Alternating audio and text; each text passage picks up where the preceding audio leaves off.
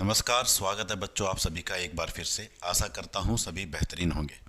तो क्लास रहने वाली है बच्चों सीडीपी की। तो हमने जो लास्ट पढ़ा था, अब आप लास्ट इससे पहले जो हमने पढ़ा था ना, तो वो हमने ये पढ़ा था गिलफोर्ड का जो त्रिविमीय सूत्र था, गिलफोर्ड वाला। ये हमने गिलफोर्ड वाला पढ़ा था, ठीक है। तो इससे 3D ये वाला हमने लास्ट पढ़ा था। इससे आगे हम बढ़ाएंगे क्लास को, और आज हम पढ़ेंगे वो पढ़ेंगे लगभग सारे सिद्धांत आज कवर करने की कोशिश मैं करूंगा। तो बहुबुद्धि सिद्धांत इसे कहते हैं, मल्टीपल इंटेलिजेंस थ्योरी, बहुबुद्धि सिद्धांत। ठीक है, तो बहुबुद्धि सिद्धांत क्या है? हार्वर्ड गार्डनर ने दी थी, हार्वर्ड गार्डनर। तो थोड़ा सा तुम याद करो, देखो जैसे आप गार्डन में जाओगे, गार्डन के अंदर, जैसे हम गार्डन के अंदर नहीं जाते हैं, गार्डन के अंदर जाते हैं तो आपको बहुत सारे पेड़ पौधे दिखाई देते हैं, बहुत सारे क्या दिखाई देते हैं? पौधे। तो याद रखना, गार्डन में क्या होते हैं? बहुत सारे पौधे होते हैं। तो तुम्हें याद रहेगा गार्डन ने बहुबुद्धि सिद्धांत दिया है। तो जो ये गार्डनर हैं, इन्होंने दिया है, हार्वर्ड गार्डनर इन्होंने क्या दिया? जैसे गार्डन में बहुत सारे पेड़ पौधे होते हैं, इसी प्रकार इन्होंने, गार्डनर ने बहुबुद्धि सिद्धांत दिया है। ठीक है, स्वागत है अंजू आपका। तो एच टेट की भी आपको मिलेंगी, बहुत सारी एच टेट की क्लास ले रखी है, ये एच टेट में भी आता है, बहुत इंपॉर्टेंट ये टॉपिक है। ठीक है, आप देखो क्या भाई, जो ये बहुबुद्धि सिद्धांत है, ये गार्डनर ने 1983 में दिया था, और इनकी एक किताब है, पुस्तक ऑफ फ्रेम्स ऑफ माइंड। किताब इंपॉर्टेंट है, फ्रेम्स ऑफ माइंड। इसमें इन्होंने इनके बारे में लिखा था। ठीक है, तो बुद्धियों की संख्या शुरू में 8 बताई थी। इनफैक्ट इन्होंने क्या कहा था? इन्होंने शुरू में 7 प्रकार की बुद्धि बताई थी। ठीक है, फिर एक और ऐड करके इन्होंने 8 प्रकार की बुद्धि बता दी, और फिर एक और ऐड करके इन्होंने 9 प्रकार की बुद्धि, यानी संशोधन किया इन्होंने 2 बार। पहली बार इन्होंने जब सिद्धांत दिया था तो इन्होंने 7 प्रकार की बुद्धि बताई थी। फिर इन्होंने पहला संशोधन किया, एक मिनट, इन्होंने पहला संशोधन किया, फिर 8 प्रकार की होगी, फिर एक और संशोधन करके 9वीं प्रकार की बुद्धि इन्होंने बताई। लेकिन मोस्टली जो आपकी पुस्तकें हैं, किताबें हैं, उनमें 8 प्रकार की बुद्धि लिखी हुई है। थोड़ा आइडिया तुम्हें पता चला कि पहले जब इन्होंने सिद्धांत दिया था तो 7 प्रकार की बुद्धि बताई थी। फिर इन्होंने पहला संशोधन किया, गुड आफ्टरनून, फिर इन्होंने 8 प्रकार की बुद्धि कर दी, फिर एक और किया 9 प्रकार की। तो 8 प्रकार की बुद्धि पहले हम समझते हैं। तो अलग अलग प्रकार की बुद्धि इन्होंने बताई। तो पहले प्रकार की बुद्धि इन्होंने बताई भाई, भाषीय बुद्धि, जो भाषा सीखने के काम आएगी, आपकी लिंग्विस्टिक जो आपकी है इंटेलिजेंस है, तो भाषा वगैरह सीखने में ये काम आएगी। दूसरी प्रकार की बच्चों तार्किक और गणितीय बुद्धि, जो रीजनिंग एबिलिटी है और या मैथ के क्वेश्चन है उनको करने के लिए ये प्रकार की बुद्धि होती है बच्चों। उसके बाद बच्चों तीसरे प्रकार की बुद्धि स्थानिक बुद्धि। स्थानिक बुद्धि क्या होती है? डायरेक्शन का पता लगाने के लिए, या दो वस्तुओं में भेद करने के लिए इस प्रकार की बुद्धि का यूज करते हैं, जहाँ पे याद करना, मेमोरी से रिलेटेड। ठीक है, ये तीसरी प्रकार की बुद्धि है। चौथी बुद्धि है बच्चों शारीरिक गतिक बुद्धि। ठीक है, इसमें क्या होगा? शारीरिक गति, जैसे डांस आपको सीखना है, जहाँ पे बॉडी की मूवमेंट, जिम्नास्ट आपको करना, तो उस प्रकार की बुद्धि की आपको जरूरत पड़ेगी। 4 हो गई। अब 5वीं प्रकार की बुद्धि संगीत वाली बुद्धि बच्चों, म्यूजिक, लय वगैरह इनके बारे में नॉलेज के लिए 5वीं प्रकार की बुद्धि होगी संगीत वाली भाई। 6ठी प्रकार की बुद्धि होगी भाई पारस्परिक बुद्धि, इंट्रापर्सन। ठीक है, इंटरपर्सन बुद्धि। पारस्परिक बुद्धि वो है जो से आप अन्य लोगों के साथ तालमेल करते हो, अन्य लोगों के साथ तालमेल करते हो, अन्य लोगों के साथ जो इंटरेक्ट करते हैं हम समाज में, उसको कहते हैं इंटरपर्सनल बुद्धि। उसके बाद इंट्रापर्सनल में क्या होता है? अपने ही अलग अलग विचारों के साथ, अपने ही अलग अलग प्रकार के विचारों के साथ जो तालमेल। इंट्रा का मतलब है खुद के साथ, इंटर का मतलब है दूसरों के साथ। तो दूसरों के साथ जो इंटरेक्ट करते हैं, भाईचारा, दोस्ती, समाज में रहना, ये है इंटरपर्सनल आपकी इंटेलिजेंस। आपके अंदर भी अलग अलग प्रकार के विचार उत्पन्न होते हैं, ये कर लूँ, ये ना कर लूँ, तो उनमें जब आप चयन करते हो तो इसको कहते हैं इंट्रा। आईसीटी भी करवा देंगे, आईसीटी में तो कंप्यूटर फंडामेंटल ही आता है। ठीक है, शॉर्ट्स की और कंप्यूटर फंडामेंटल बेसिक आएगा, तो ये तुम आराम से देख सकते हो। अपने दूसरे चैनल पे भी कंप्यूटर की क्लास लेता हूँ मैं, नहीं तो आईसीटी भी करा दूंगा मैं, कोई दिक्कत वाली बात है नहीं। ठीक है, उसके बाद है बच्चों प्राकृतिक बुद्धि, नेचुरल बुद्धि। तो ये 8 प्रकार की बुद्धि इन्होंने बताई थी। ठीक है, कौन सी बुद्धि का क्या काम है, इतना डिटेल में तो शायद ना भी पूछा जाए, लेकिन थोड़ा थोड़ा आइडिया इनमें ले लेना। उसके बाद जो 9वीं प्रकार की बुद्धि है बच्चों अस्तित्ववादी बुद्धि बच्चों, अस्तित्ववादी बुद्धि। तो 90 नंबर की बुद्धि जो अब संशोधन किया इन्होंने दूसरी बार, तो ये बुद्धि दे दी, ठीक है। तो अस्तित्ववादी बुद्धि है जीवन मृत्यु और अस्तित्व से जुड़े हुए प्रश्नों को समझना। जीवन मृत्यु तो समझते हो आप, अस्तित्व से जुड़ने का मतलब है कि भाई हम संसार में क्यों आए हैं, क्यों ऐसा है, ये सारी चीजें। तो ऐसी बुद्धि को इन्होंने 9वीं बुद्धि की संज्ञा दी। और ये जो दार्शनिक फिलोसफर वगैरह होते हैं या धार्मिक गुरु होते हैं, इनमें ये प्रकार की बुद्धि होती है। तो धार्मिक गुरुओं का हमारे इंडिया के अंदर खास तौर पर लोगों के ऊपर बहुत गहरा प्रभाव पड़ता है। धर्म के नाम पर लोग बहुत ही क्या होते हैं, हाँ, इंट्रा सेल्फ, बिल्कुल सही कह रहे हो, खुद के साथ इंट्रा होता है। तो ये 9वीं प्रकार की बुद्धि थोड़ा याद रखना, 9वीं प्रकार के बारे में पूछ सकता है, ठीक है। बाकियों को तो केवल 8 प्रकार की याद रखो, इनकी टाइप ना भी याद रखोगे कोई बात नहीं, लेकिन 9वीं प्रकार की बहुत इंपॉर्टेंट है। तो अस्तित्ववादी बुद्धि इसने कहा था। तो ये हुआ बच्चों गार्डनर का बहुबुद्धि सिद्धांत। गार्डन में जिस प्रकार बहुत सारे फूल उगते हैं, उसी प्रकार गार्डनर ने बहुबुद्धि सिद्धांत दिया था। उसके बाद भाई छोटे मोटे सिद्धांत है, थोड़ा थोड़ा इनमें से गो थ्रू होंगे, थोड़ा थोड़ा समझेंगे, ठीक है। तो कारोल्स ने 3 स्ट्रेनम या 3 लेयर मॉडल दिया है। 3 स्ट्रेटम कहते हैं, 3 स्ट्रेटम या 3 लेयर भी कह सकते हो तुम यहाँ पे, ठीक है, 3 लेयर भी कह सकते हो। तो कैरोल का त्रिस्तरीय मॉडल, ठीक है, तो कैरोल ने दिया है त्रिस्तरीय मॉडल। तो कैरोल का त्रिस्तरीय मॉडल, जॉन बी कैरोल इसके क्या है बच्चों, प्रो फाउंडर है। और इन्होंने कहा बुद्धि के 3 लेयर हैं बच्चों, ठीक है। तो जो तीसरे नंबर की लेयर है, इसको इन्होंने जनरल लेयर कहा है बच्चों। जनरल लेयर को इन्होंने सबसे सामान्य लेयर कहा है। तो तीसरे नंबर की लेयर को इन्होंने कहा जनरल लेयर, तीसरे नंबर की है। और जो तीसरे नंबर की लेयर है, इसको सबसे सामान्य लेयर कहा इन्होंने, सबसे सामान्य यानी सबसे निचली लेयर है ये तीसरे नंबर की। उसके बाद बच्चों 2 सेकंड लेयर है, इसको इन्होंने ब्रॉड लेवल या व्यापक स्तर कहा है। और व्यापक इसलिए कहा, इसमें अलग अलग पार्ट हैं, इसके अन्य पार्ट भी हम अभी बात करूंगा मैं, इसके अन्य पार्ट भी होंगे, इसके बहुत सारे पार्ट हैं। और पहले लेवल की द स्पेसिफिक लेवल विशिष्ट स्तर की बुद्धि, ठीक है। विशिष्ट स्तर की जो बुद्धि है बच्चों, ये विशिष्ट कार्य करने के लिए होती है, जैसे पर्टिकुलर काम करना है, जैसे आपको जैसे एस कह सकते हो इसको, एस अभी बताऊंगा मैं तुम्हें इसके बारे में। एस का मतलब है कि जैसे क्या होगा, जैसे आपको बहुत सारे काम करना है, डांस करना है, क्रिकेट खेलना है, इसको कहा इन्होंने। तो ये 3 लेयर इन्होंने बताए थे। तो जो ये जनरल लेवल है, जी को ये सर्वोच्च लेयर मान रहा है, सबसे ऊपर का, मैंने उल्टा बता दिया ना। तो जो ये सामान्य स्तर है, ये सबसे ऊपर का है, एक बार समझ लो। जो ये जनरल लेवल है ना, कैरोल के अनुसार ये सबसे ऊपर का लेवल है, सबसे ऊपर का, यानी सबसे मेन बुद्धि इन्होंने इसको मानना है, तीसरे लेवल को। और ये सबसे नीचे का लेवल है, सबसे नीचे का लेवल। और जो ये बीच वाला लेवल है बच्चों, ये इन दोनों के बीच में आएगा। जो ये व्यापक स्तर है, इसके कई पार्ट हैं, इसमें कई प्रकार की बुद्धि आएंगी बच्चों, इसके कई प्रकार हैं, ठीक है। तो अगर आपसे ये पूछ रहे भाई कैरोल के अनुसार कौन सी बुद्धि को इन्होंने सबसे ऊपर वाला माना है, सबसे प्रोमिनेंट माना है, तो जी वाली बुद्धि को, यानी तीसरे लेयर की जो बुद्धि है, जी कारक को इन्होंने सर्वोच्च माना है।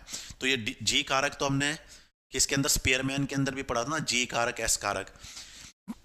तो स्पेयरमैन ने क्या कहा था, जो जी कारक है वो जन्मजात होता है, जनरल काम करने के लिए आता है। स्पेसिफिक कारक वो अर्जित होता है, वो हम विशेष काम करते हैं। लेकिन ये जी वाली जो जी कारक है ना, इसको सबसे ऊपर वाला मान रहा है, सबसे मेन मान रहा है, ठीक है। और जो बीच वाला है ब्रॉड लेवल, इसके कई पार्ट है, इसमें अलग अलग चीज़ों को करने के लिए हमारे अंदर बुद्धि होती है। और स्पेसिफिक किसी पर्टिकुलर काम को करना है, तो स्पेसिफिक को ये सबसे नीचे वाला मान रहा है। यानी स्पेयरमैन और इसमें फ़र्क है, स्पेयरमैन स्पेसिफिक को ज़्यादा ऊपर के लेवल की मान रहा था, ये किसको मान रहा है, जी वाली को ज़्यादा ऊपर के लेयर की मान रहा है। ये इनमें फ़र्क है भाई। अब जो ये दूसरे वाला जो लेयर है इसका ब्रॉड लेवल, इसने कहा इसमें कई प्रकार की बुद्धि आएंगी, ठीक है।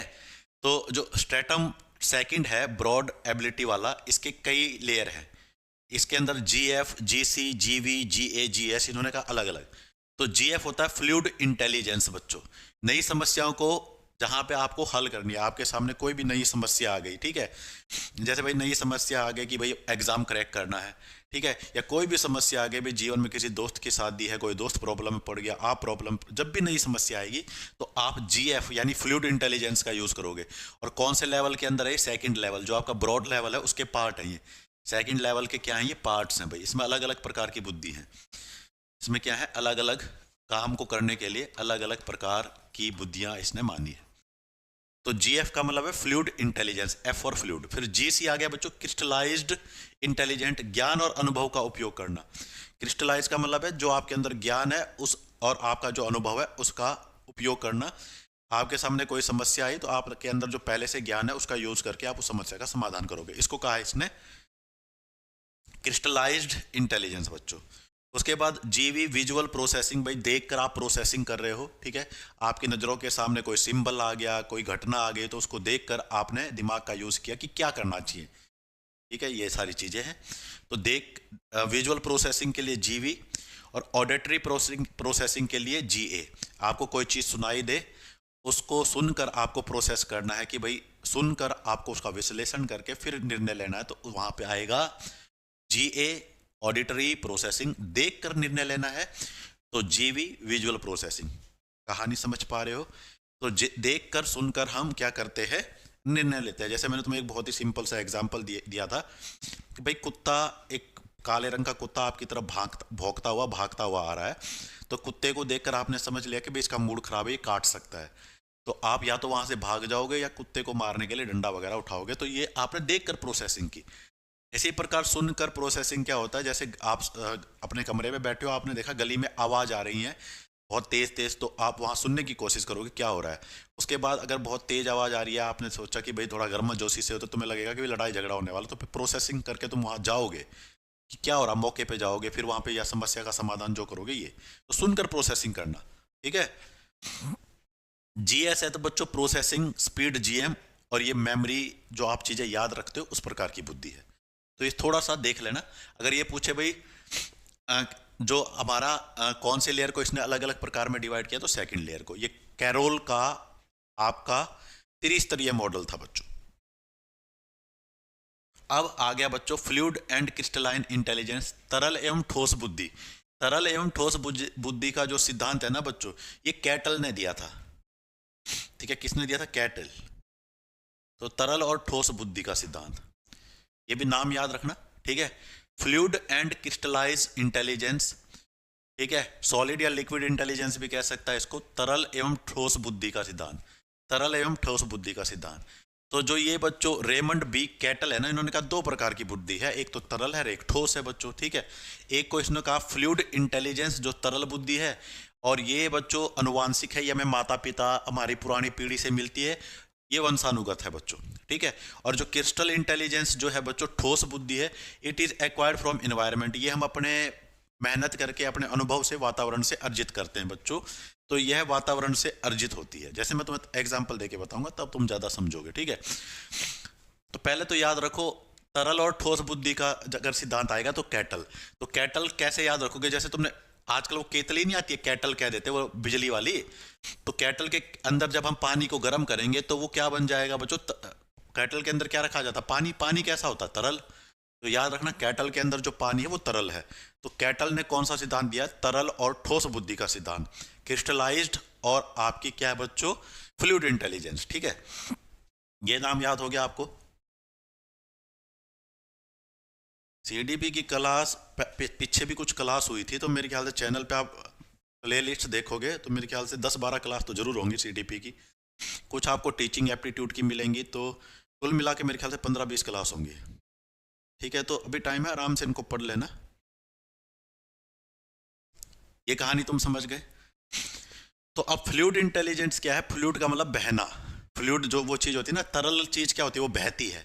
तो याद रखो ये बुद्धि पूर्वजों से आप तक बह गई, यानी आपको माता पिता अपने पूर्वजों से जो मिली है। जैसे मान लो कि भाई मैं कहूँ कि भाई माता पिता जो थे वो बोलने में बहुत अच्छे वक्ता थे, तो बच्चा भी बहुत अच्छा वक्ता है, ये गुण उसको माता पिता से ही मिला, तो इसको कहते हैं फ्लूइड इंटेलिजेंस बच्चों, ठीक है। इसी प्रकार क्रिस्टल इंटेलिजेंस ठोस बुद्धि। ठोस बुद्धि है it is acquired from the environment, यह वातावरण से अर्जित की है। तो ठोस बुद्धि उसको कह रहा है जो आपने मेहनत करके, आपको माता पिता से नहीं मिली, अपने पूर्वजों से नहीं मिली, आपने खुद अर्जित की है, ठीक है। उसको कहते हैं ठोस बुद्धि। जैसे मान लो जब तुम्हारा जन्म हुआ, तुम्हारे माता पिता ने कभी ड्राइंग नहीं की थी, लेकिन तुम आर्ट और क्राफ्ट की क्लास में गई, तुमने ड्राइंग करना सीखा, तो तुम एक अच्छे ड्राइंग पेंटर बन गए या आर्टिस्ट बन गए। तो ये तुमने अपनी मेहनत से सीखा है, एक्वायर्ड है, तो इसको तुम कहोगे बच्चों कौन सी बुद्धि? ठोस बुद्धि बच्चों, ठोस बुद्धि। कहानी समझ गए तुम? मिल जाएगी इसकी पीडीएफ, ठीक है। तुम पीडीएफ मिल जाएगी, एक नंबर है, इस पर तुम मैसेज कर देना 8950080563। तो टॉपिक वाइज मैं पीडीएफ देने की कोशिश करूँगा। तो इस नंबर पे मुझे हाई लिख के कर देना, मैं तुम्हें एक ग्रुप के अंदर टेलीग्राम है उसमें ऐड करूँगा, टेलीग्राम के एक ग्रुप में ऐड कर दूंगा, वहाँ तुम्हें पीडीएफ मिल जाएगी। क्योंकि हर एक बच्चे को इंडिविजुअली तो दे पाना थोड़ा मुश्किल रह पाएगा। तो ये मेरा नंबर है, इस पर हाई लिख के कह देना, मैं ग्रुप में ऐड करूँगा तुम्हें टेलीग्राम वाले में, मैं पीडीएफ में प्रोवाइड कर दूंगा, ठीक है। हाँ, हो सकता है 1-2 दिन आगे पीछे हो, लेकिन मिलेगी तुम्हें। डन है। तो ये बस थोड़ा याद रखना, डिटेल में तो ना पूछे, लेकिन कैटल ने दिया है तरल और ठोस बुद्धि का सिद्धांत, ठीक है। कैटल में रखते हैं पानी, पानी होता है तरल, तो इनको थोड़ा लिंक करके ही याद करना पड़ेगा क्योंकि सिद्धांत बहुत सारे हैं, ठीक है। अच्छा, तो यहां आ जाओ एक। अब एक है बच्चों सैंपलिंग थ्योरी ऑफ इंटेलिजेंस, बुद्धि का प्रतिमान सिद्धांत, ठीक है। सैंपलिंग थ्योरी, सैंपलिंग थ्योरी, ठीक है। तो G.H. थॉमसन ने दिया है। तो अब तुम्हें क्या करना है, जो थॉमसन है ना बच्चों, थॉमसन, ठीक है, थॉमसन, तो इसने सैंपलिंग थ्योरी दी है, ठीक है। तो G.H. थॉमसन ने सैंपलिंग थ्योरी ऑफ इंटेलिजेंस का प्रतिपादन किया है। तो सैंपलिंग थ्योरी भी है बच्चों इंटेलिजेंस की, जो G.H. थॉमसन ने दी है। अब ये क्या करता है बच्चों, यह जो सिद्धांत है ना सैंपलिंग थ्योरी, ये जो स्पीयरमैन का 2 फैक्टर थ्योरी थी, स्पीयरमैन ने क्या कहा था, 2 प्रकार के कारक होते हैं, एक जी कारक होता है, ये एस कारक होता है, ठीक है। तो ये उसका अल्टरनेटिव है, मतलब उसी उसी सिद्धांत का अल्टरनेट है। अल्टरनेट का मतलब उसकी जगह तुम इस सिद्धांत को भी पढ़ सकते हो, इसका ये मतलब है। अल्टरनेट का मतलब समझते हो ना, जैसे बच्चा मार्केट में जाता है, पापा पापा आइसक्रीम दिला दो, तो हमने कहा भी आइसक्रीम नहीं दिलाई जाएगी, गला खराब है, तो उन्होंने कहा चल कोई बात नहीं, आइसक्रीम नहीं दिला रहे तो बर्गर दिला दो भाई, इसकी जगह ये। तो अल्टरनेट का वैसे ये मतलब होता है, लेकिन मतलब जो ये जी और एस फैक्टर है ना, उसी पे इसने काम किया था। थॉमसन का मत था कि बुद्धि केवल एक सामान्य कारक जी नहीं बनती, बल्कि यह अनेक मानसिक तत्वों का मिश्रण है।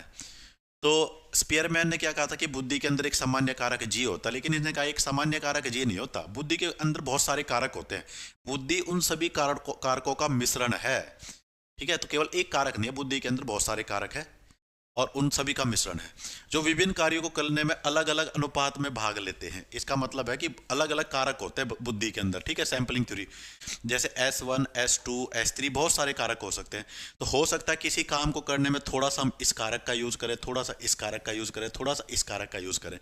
जैसे मान लो आपने ड्राइंग कर रहे हो, तो आपने उसमें अपनी क्रिएटिविटी भी दिखाई, आपने उसमें कलर कम्बिनेशन भी दिखाया, ठीक है। आपने उसके अंदर क्या किया बच्चों, इन्वायरमेंट के बारे में भी दिखाया। तो कई कारकों का यूज करके हम एक काम करते हैं, यानी सीधी सीधी बात है। स्पीयरमैन तो कह रहा था एक एस कारक है, एक जी कारक है। ये कहता है जब हम कोई काम करते हैं ना, तो उसमें थोड़े थोड़े थोड़े कई कारकों का यूज हो सकता है, थोड़ा ये कारक, थोड़ा वो कारक, ये ऐसा, ठीक है। अब बच्चों क्या होता है कि इसने कहा हर एक कार्य को करने के लिए एक अलग कारक है, ठीक है। प्रत्येक कार्य के लिए अलग अलग सैंपल शामिल होते हैं। इस लाइन का मतलब है, जैसे मैं तुम्हें एक एग्जांपल बताऊं, जैसे मान लो S1 जो है ना, S1 मान लो ये जो सैंपल है ना, ये ड्राइंग के लिए। तो जब हम ड्राइंग करेंगे तो हम S1 जो हमारा सैंपल है, यानी S1 टाइप जो हमारे पास कारक है उसका यूज कर रहे हैं। इसी प्रकार एक S2 टाइप है, मान लो इसका यूज कर रहा हूं मैं म्यूजिक में, जब मैं गाना गा रहा हूं तो इसका कर रहा हूं। इसी प्रकार S3 कारक है, इसका यूज कर रहा हूं मैं बच्चों, क्या इसका मान लो मैं मैथ्स के जब सवाल कर रहा हूं तब मैं इसका यूज कर रहा हूं।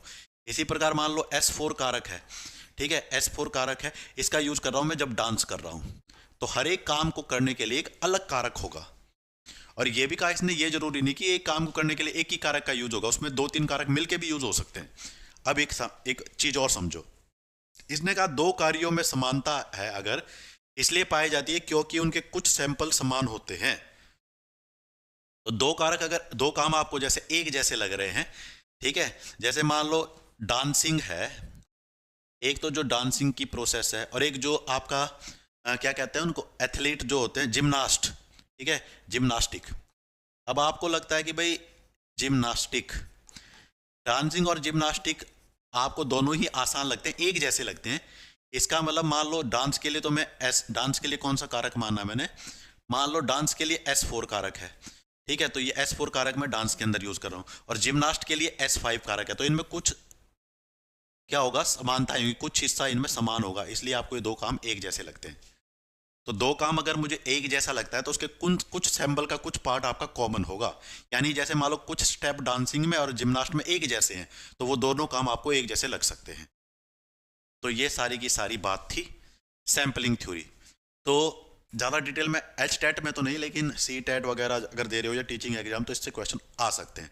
तो फिलहाल इतना जरूर याद रखना है कि जो सैम्पलिंग थ्योरी है G.H. थॉमसन ने कहा। जब स्पीयरमैन का जो सिद्धांत है उसमें तो केवल दो ही कारक बताए थे, एस और आपका क्या बच्चों जी। लेकिन इसने कहा कि हर एक काम को करने के लिए एक अलग कारक होता है, और ऐसा भी पॉसिबल है कि दो एक जैसे कारक एक जैसे काम है तो उनमें से जो कारक है उनका कुछ हिस्सा दोनों का कॉमन हो, इसलिए आपको वो काम एक जैसे लग सकते हैं।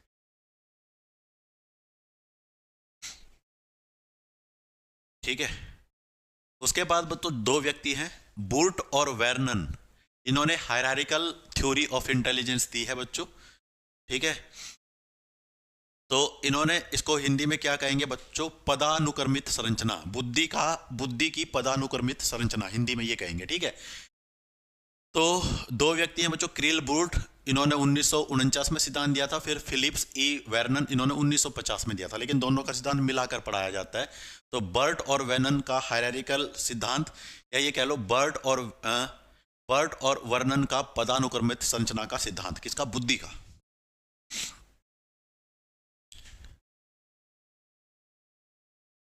ठीक है, वो बनवा दूंगा मैं रेलवे ग्रुप डी। ठीक है। तो इन्होंने क्या कहा भाई, बुद्धि क्या होगा, जैसे हायरार्की समझते हो ना, जैसे टॉप पे कोई चीज है, फिर इसके अलग अलग पार्ट हैं, फिर इसके अलग अलग पार्ट हैं, इसको हायरार्की कहते हैं, इसको कहते हैं पदानुक्रम। ठीक है। तो एक मेन सिद्धांत होगा, उसके फिर अलग अलग पार्ट होंगे, फिर इसका इस सिद्धांत का भी मैं अलग अलग जगह यूज करूंगा। तो इस प्रकार के स्ट्रक्चर को कहते हैं हायरार्की सिद्धांत बच्चों। तो किसने दिया है बच्चों, ये बर्ट और वेर्नन ने दिया है। तो इसने क्या कहा,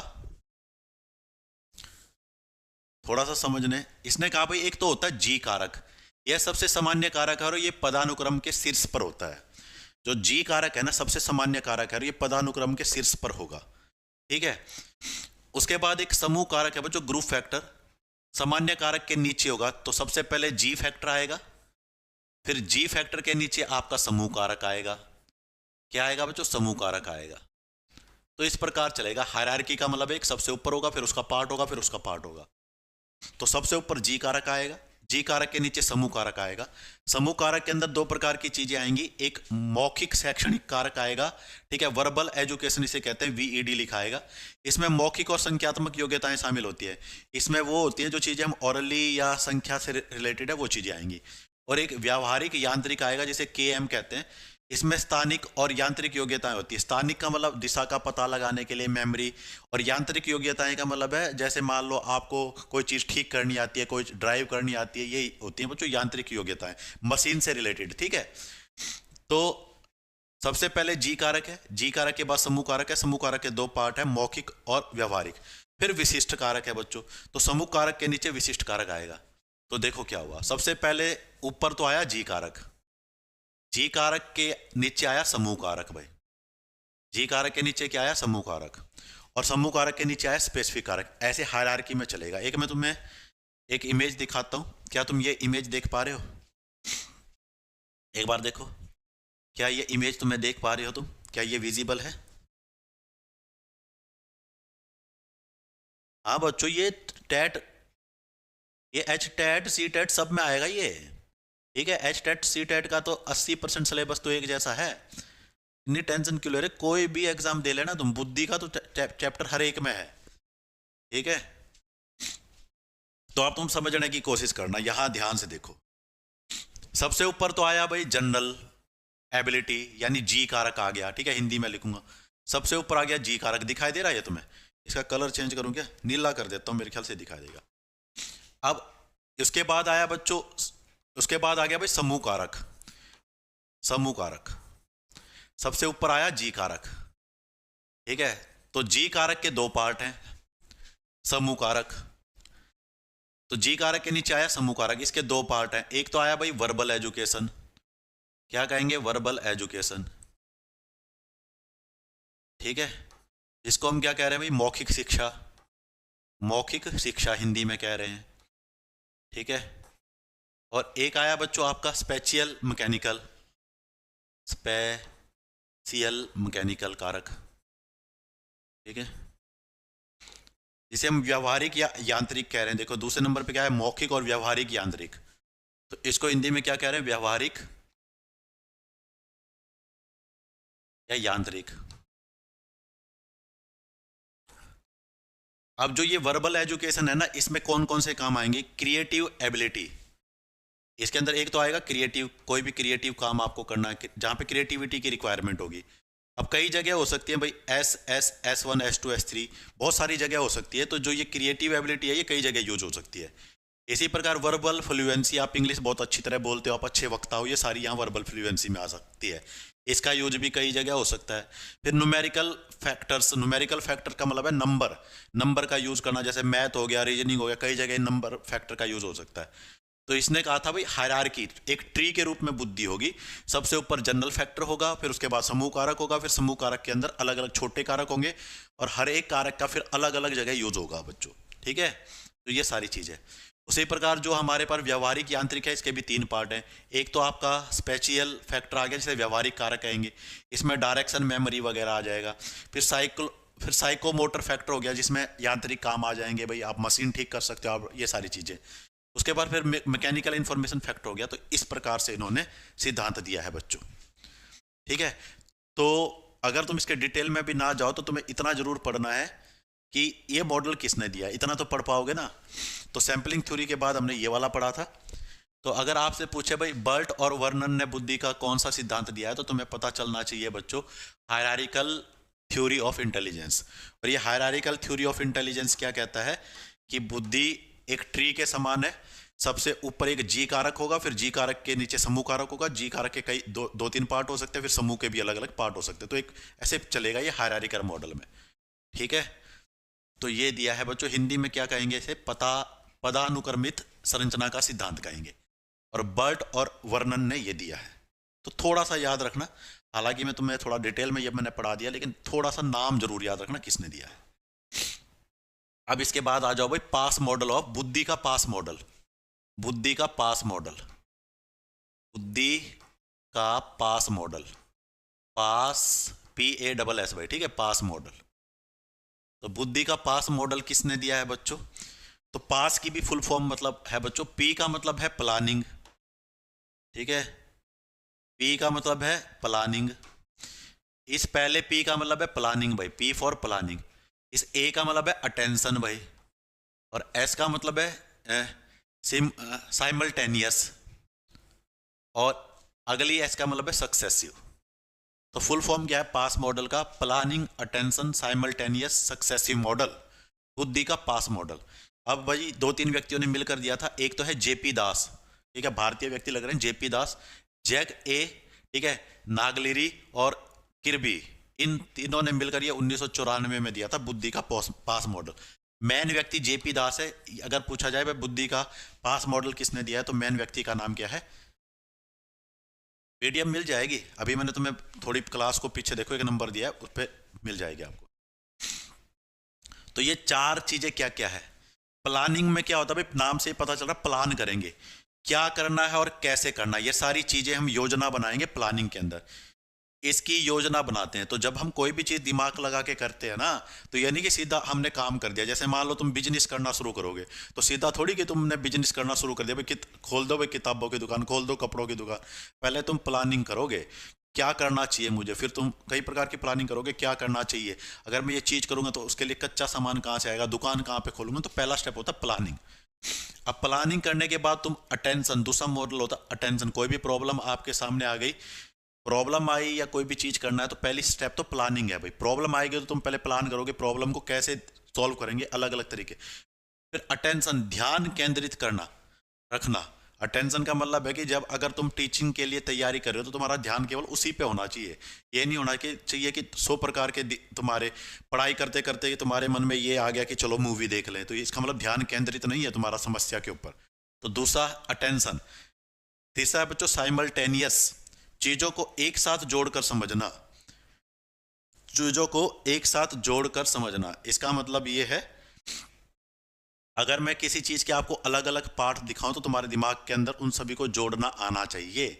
जैसे कई बार बच्चों को वो नहीं दिया जाता है, एक गेम होता है कि जैसे मान लो कोई भी पिक्चर है, इसके अलग अलग टुकड़े कर दिए, इसके अलग अलग टुकड़े कर दिए, फिर बच्चे को कौन सा टुकड़ा कहाँ जुड़ेगा ऐसा करके पूरी फोटो तैयार करनी होती है। तो इसी प्रकार जब आपके सामने प्रॉब्लम आएगी तो तुम अलग अलग चीज़ों पर विचार करोगे, फिर उन सब को जोड़कर एक कॉमन सॉल्यूशन निकालोगे। जैसे मान लो टेस्ट क्लियर करना है, तो तुम्हारे मन में कई प्रकार की विचार आएंगे। भाई पहली चीज़ कि भाई किताब खरीद लूँ, ठीक है किताब खरीद लो, चलो तुमने किताब भी खरीद ली। अब तुम्हारे मन में आया नोट्स हम परचेज कर ले, तुमने नोट्स भी परचेज कर लिया। फिर तुम्हारे मन में आया कोई कोर्स खरीद लें, कोर्स भी खरीद लिया। फिर तुम्हारे मन में आया यूट्यूब पे वीडियो देख लें। अब इन सब को जोड़कर तुम्हें प्रॉब्लम का समाधान करना है। इन सभी चीज़ों को तुमने कर लिया, अब इन सभी को कैसे यूज़ करना, इनको यूटिलाइज कैसे करना, सबको जोड़कर सॉल्यूशन निकालना। तो ये प्लानिंग है। ये होता है बच्चों साइमल्टेनियस।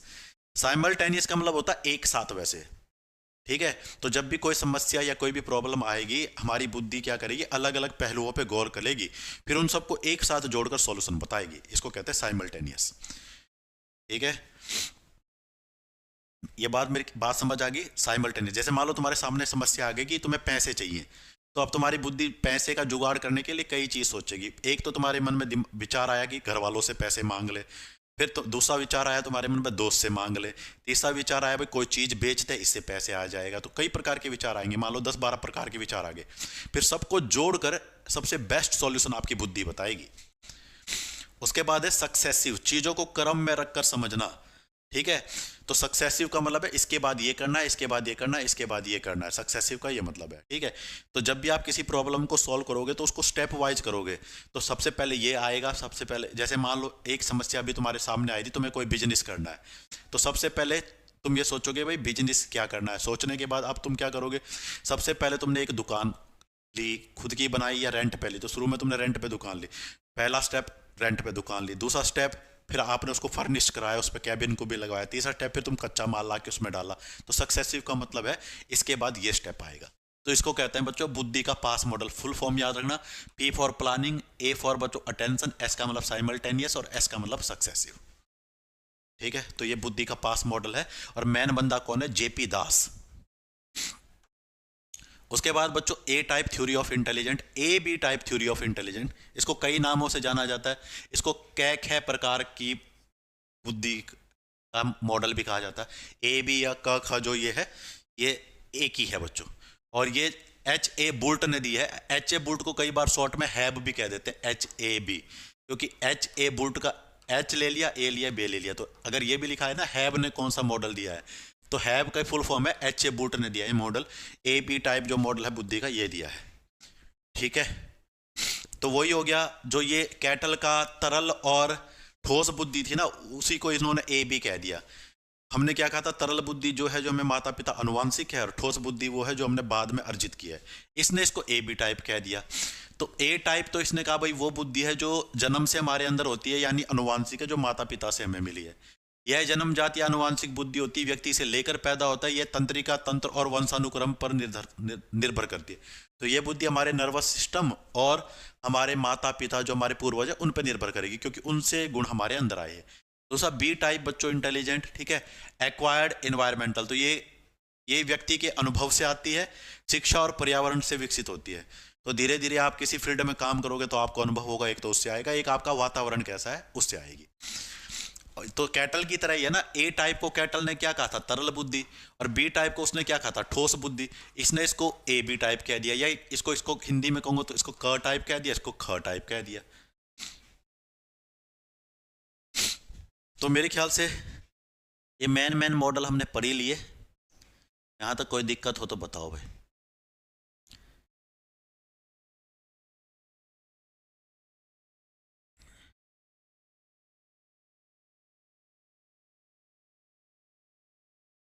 जल्दी बताओ मुझे, डन है कि नहीं है।